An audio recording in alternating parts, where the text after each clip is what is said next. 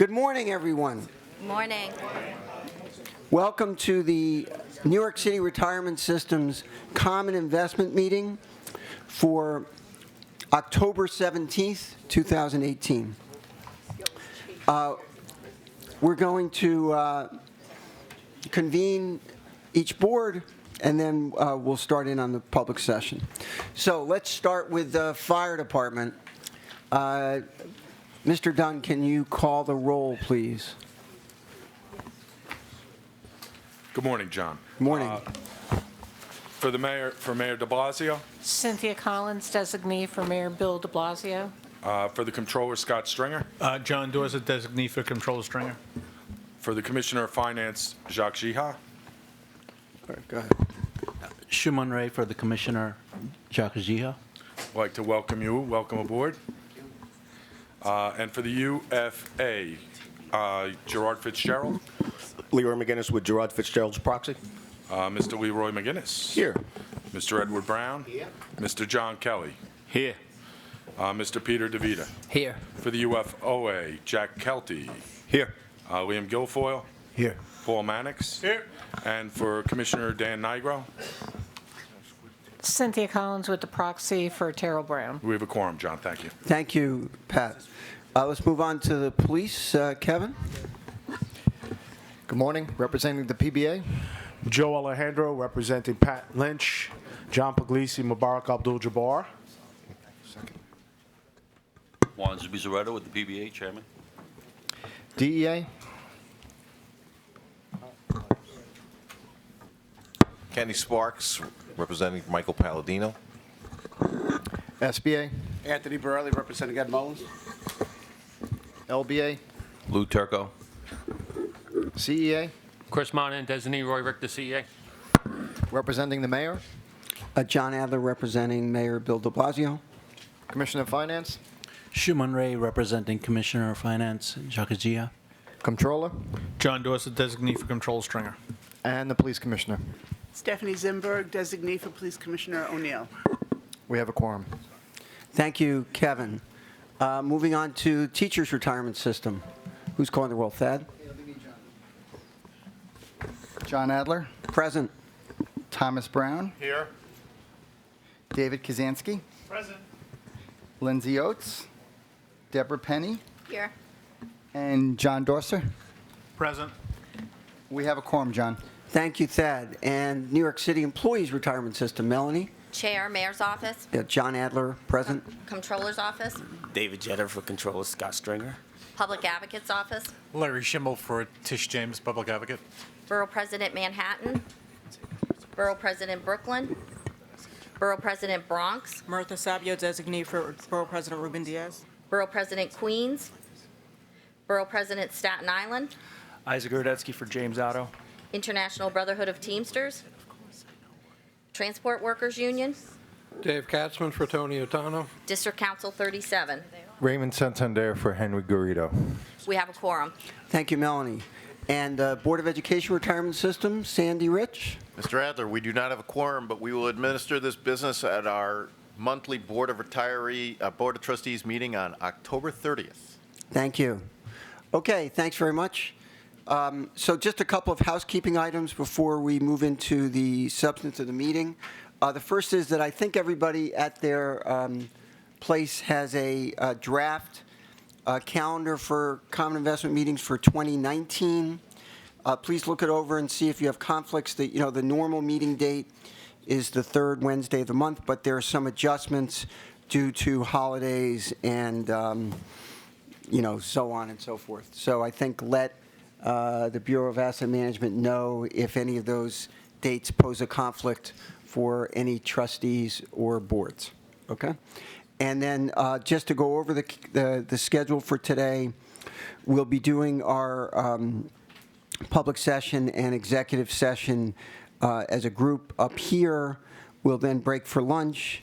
The police and fire funds will then stay up here for hedge fund and currency discussion, so I can say that. And then and the other boards will go downstairs to caucus and adjourn from there. Okay?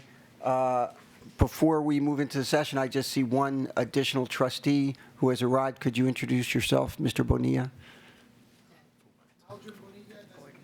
Borough President's Office.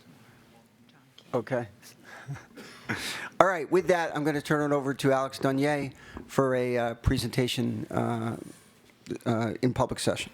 Thanks, John. And what we wanted to do this morning is, given the roller coaster ride that the U.S. equity markets have taken us on in the last week, I thought I'd have Mike Haddad give us some brief comments on the events of the last week in the markets. So I'll turn it over to Mike Haddad, our Deputy CIO for Public Markets and Tradable Securities. Thanks, Alex, and good morning.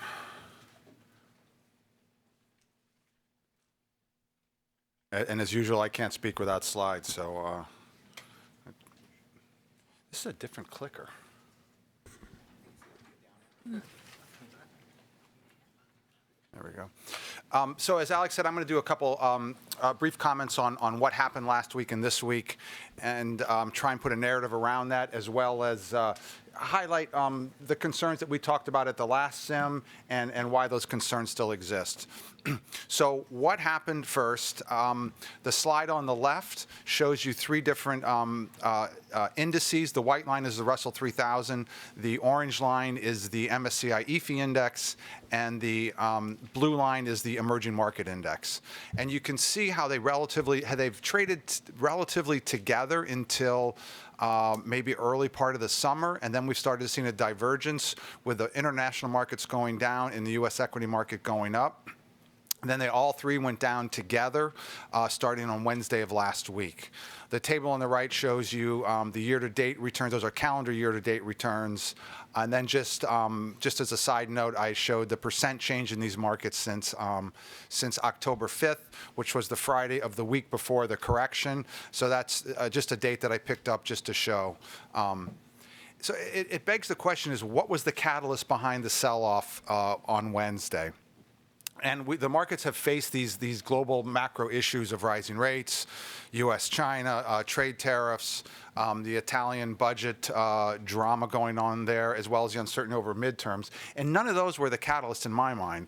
What really was the catalyst was concern about profit margins going forward. And specifically, there were four companies. We just started earnings season. The bulk of it is going to happen over the next 2 weeks. But a handful of companies reported last week that highlighted some of the concerns underlying the markets. And I think, in my mind, that's what triggered the correction in the equity market. And if you notice, it wasn't just the U.S. market that corrected. It was also EM and EAFE, which were already having a bad year. So what were those four companies? It was PPG, Trinseo, and a company out of Switzerland, VAT Group. The commonality in all those earnings reports were higher input costs and higher labor costs.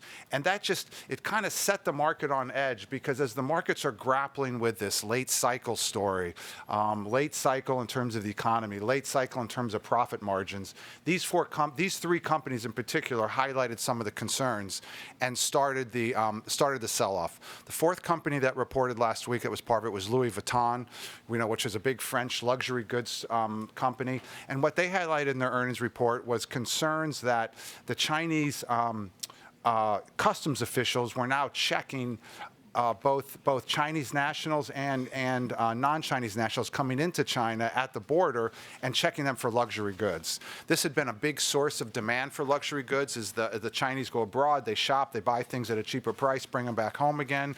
And in their earnings call, Louis Vuitton actually pointed that out, that a drop in demand was because of that change in customs attitude. And that highlights just one of the subsets of the China-U.S. Trade tensions going on. How it's going to evolve is yet to be determined. So then what happened yesterday? Why the rally yesterday? Earnings reports that came out yesterday were more positive. The banks have reported over the past few days. They've been largely positive, but what really triggered it yesterday were two stocks, both technology. LAM Group, which makes processing equipment for semiconductors, reported strong demand. And Netflix, after the close, reported very strong international demand for their product. So that kind of stabilized things, and we're doing better. But we still face this problem in the U.S. equity market. And this is a slide I shared with you at the last SIM. And I would draw your attention to the earnings per share growth in U.S. We've had strong earnings per share growth in 17 and 18. 18 was really aided by the tax cut, the corporate tax cut. And in 19, the base effects of that will fall out, and year-over-year profit growth is just mechanically going to fall. There's nothing mysterious about it. It's when you just drop out the number over year, that's going to come back down. And at the same time, the box on the right, the valuations in the U.S. market remain relatively rich outright and specifically compared against EFI and EM. And you might ask why. The U.S. has a much higher tech component than the international markets. You think about the FANG stocks, which have really driven the returns. They're in the U.S. indices. They're not in the foreign indices. And then the other concern that markets are going to face is and we've talked about this at length, the rising rate story. So as a reminder, the Fed's still raising rates. We got a reasonably strong unemployment number on October 5th. The unemployment rate went down to 3.7. Inflation is at target. The funds rate is not even to a neutral setting yet. So we have another 100 basis points in the funds rate to get to neutral. And then the debate will be whether they need to become restrictive with monetary policy. So we have the Fed is pushing rates higher. At the same time, again, I've bored you guys with the quantitative easing stories. As a reminder, in 2018, versus 2017, there's $1 trillion less of quantitative easing going on. Starting in November, quantitative easing will be gone, and we're doing quantitative tightening. So there's some changes in October for both the ECB and the Fed that are now going to switch that number to a net negative. And in 2019, the delta versus 2018 is roughly $500 to $600 billion. So that slow drip is going to affect rates going forward as well. And then lastly, the ECB and Bank of Japan are both expected to move away from their accommodative policy, which is going to impact our interest rate markets as well. So the slide on the left, the blue line is the yield on the 10-year note with the scale on the right-hand side. And so you can kind of see since the beginning of 17, we've been drifting higher. The red line is the aggregate Fed balance sheet, and the scale is on the left, and that's inverted. So when that number is going up, it means the Fed's balance sheet is shrinking. And you can kind of see the causal relationship between the two. So we're still in this environment of rising rates. The table on the right shows you how low German and Japanese rates are relative to U.S., and that's helping keep our rates down. And what I'm concerned about is those rates are going to move higher going forward too, and that then the question is, why do rising interest rates hurt the equity market? We now have an alternative to buying stocks. The 2-year note yields, Robert, what's the 2-year note yield? 280 or something today? It's an alternative to a lot of things in the equity market. So I think the combination of rich valuations in the U.S. equity market as well as rising rates are going to lead equity markets to be more volatile and more uncertain going forward, and that the drawdowns we had in Wednesday or Thursday last week, which seemed excessive, but they're only excessive compared to how low volatility we've had over the past couple of years. And as quantitative easing switches to tightening, I think we can expect more volatility and lower price earnings multiples going forward. So let me just pause there for any comments or questions. Questions or comments for Mike on that presentation? Was that a hand over there, Mr. Katzman? Katzman. Over the past 2 weeks, there's been a positive correlation between equities and fixed income. Any significance to this, or is this just a blip? A positive correlation in yields. So if we did returns, it would be positive as well. So both the negative returns. I think it's a concern.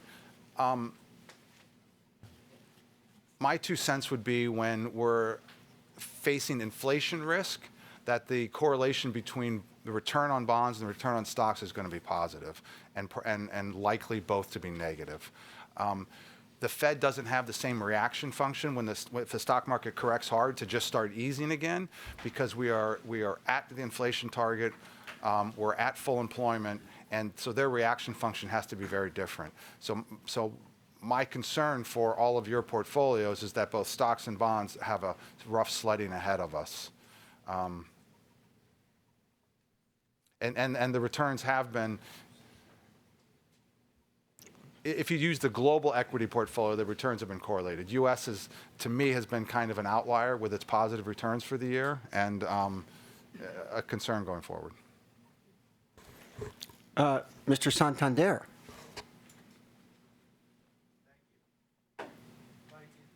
Mike, it seems to me that the raising of interest rates is sort of a hammer in search of a nail. I mean, there's no risk. The inflation has been contained, although unemployment is said to be, at full unemployment, full employment. We know that those numbers understate the number of people that don't have jobs or would like to have jobs. So it seems dogmatic to me on the part of the Fed. They're obsessed with a problem that a lot of people, I don't think really exists at this point. So why dampen growth, really? You're putting the brakes on, it seems to me.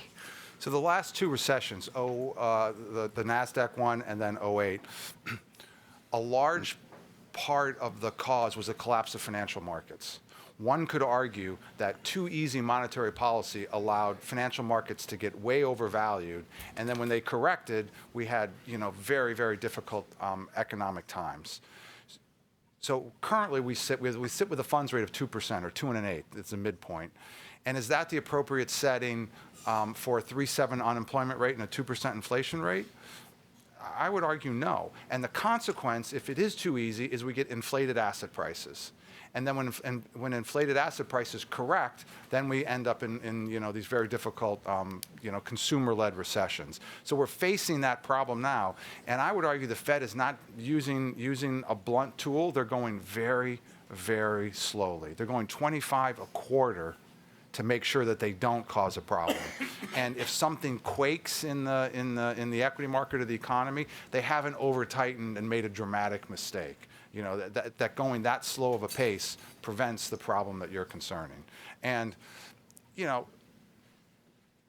equity market corrected 6% from an all-time high last week. It's rebounded half of that. What are we concerned about? So I would say monetary policy is still way too easy. Financial asset prices are still vulnerable to corrections, and that when you guide monetary policy, you have to think years ahead, because the impact is long and variable and unknown, and that you go slowly and adjust if need be. And you don't want asset prices to be so high that when they correct, it causes a recession. So I think they're doing a great job. Thank you. Other questions or comments for Mike? I have one, Mike. Sorry, guys. So, we've made this, we made in our asset allocation a bet on long treasuries. We haven't really gotten there, right? We're more like intermediate. But how do you see that playing out with these conditions that you're describing? Like, you said, basically, both stocks and bonds are, the outlook is negative. How about for long treasuries? I would think this would be a key discussion and debate at the next strategic asset allocation with the input of all your consultants. Come on, what a non-answer. I told you, I'm concerned. I'm concerned rates are still going up. And we've done some of the long-term, the duration extension plan. Yeah. And not all of it. I know. So do you think right now, would we have been in a better position if we had been able to get all the way there? Like, it would have been worse. It could have been worse. Okay, the opposite. So you think we're better off now with the intermediate duration? Because the whole idea, as I understood it, was that when this moment came and everything, the correlation of everything else went to one and stuff went down, if we had the long treasury, that would be our insurance. But if you recall Rokatan's argument, and I don't want to, if I get it wrong, correct me. Maybe we should get you up there and do a counterpoint. It was in an extreme left-hand tail environment where they're going to kick in. So, rising yields at this pace is not one of these extreme left-hand tails. Okay. So if something worse happens in the Middle East, something worse happens with U.S.-China, equity markets correct, not 6%, 30%, then I'm confident that long rates will serve as the buffer to the portfolio. But in between there, when we have a rising rate environment due to the removal of QE going to QT and the Fed raising rates, the correlations are positive in terms of returns, and we suffer from there. The mitigant to that is we're long-term investors. We ride through these storms, and some years they're going to work, and some years we get positive beta, some years we get negative beta, and there's not a lot we can do about that. So you're saying basically then that the long-term Treasury bet only pays off in extreme market conditions is what I think what I'm hearing, and that absent that, then that bet is essentially it's not. It doesn't provide the insurance that. If you think about it, it's a risk mitigant to our portfolio. Right. 70% of the portfolio is tied to equity-like Equities, right. risk. It's one of the few things we have that protects us in one of these extreme environments. And I would not argue today is an extreme environment or last Wednesday. All right, understand. All right, that's more of an answer. Thank you. Robin, do you want to weigh in at all on this? I will have my opportunity at the investment meeting. Okay. All right. Fine. Anybody else want to weigh in here? Okay. Mike, thank you very much. So, Alex, I think that concludes our public business for today. Is that correct? Yes, it does. Okay. So we will now entertain motions to enter executive session in at each board. So let's start with NYSERS. Is there a motion to exit public session and enter executive session at NYSERS? So moved. Thank you, Mr. Katzman. Is there a second? Thank you, Mr. Bonilla. Any discussion? All in favor of the motion at NYSERS to enter executive session, please say aye. Aye. All opposed, please say nay. Any abstentions? Motion carries. Next, let's see if we have a motion at teachers to enter executive session. Thank you, Mr. Kazansky. Is there a second? Second. Thank you, Ms. Vickers. Let the record reflect that Susanna Vickers has arrived. Any discussion? All in favor of the motion at teachers to enter executive session, please say aye. Aye. Can we do that again? At teachers, can we get a vote on the motion to enter executive session? Please say aye. Aye. Thank you. All opposed, please say nay. Any abstentions? Motion carries. Thank you. Next. CBA makes a motion to go into executive session. Thank you, Officer Alejandro. Thank you, Mr. Dorsa. There's a second, even before I asked for it. He anticipated. Any discussion? All in favor of the motion to enter executive session at police, please say aye. Aye. Ooh, that was good and strong. All opposed, please say nay. Any abstentions? Okay, motion carries. At fire, is there a motion to enter executive session? So moved. Sorry, I missed that. It was Leroy McGinnis made the motion. Who made the second? Okay, Mr. Kelly. Thank you. Okay. Any discussion of fire? All in favor of the motion at fire to enter executive session, please say aye. Aye. All opposed, please say nay. Any abstentions? Motion carries. Okay, that puts us all in executive session. Can we please turn the cameras off? And let me ask members of the public